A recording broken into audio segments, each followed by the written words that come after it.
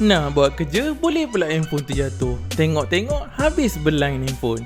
Hello guys, untuk video kali ni saya dapat job tukar LCD Reno 7 Pro dekat Ampang.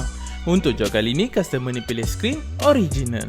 Customer ni, dia kerja work from home, so dia memang kena ada depan PC sepanjang waktu kerja. Dia ada juga survey dekat area KL ni, tapi kebanyakan kedai semua suruh tinggal handphone. Dah lah nak lari daripada PC, lepas tu nak kena tinggal handphone pula. Bertambah-tambah masalah dia. Sebaik dia jumpa Zulfi yang boleh terus datang tempat dia, tukar depan-depan.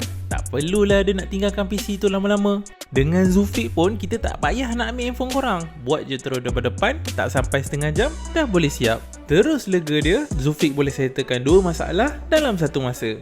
So korang pun kalau ada yang nak repair handphone terus dekat tempat korang boleh PM saya.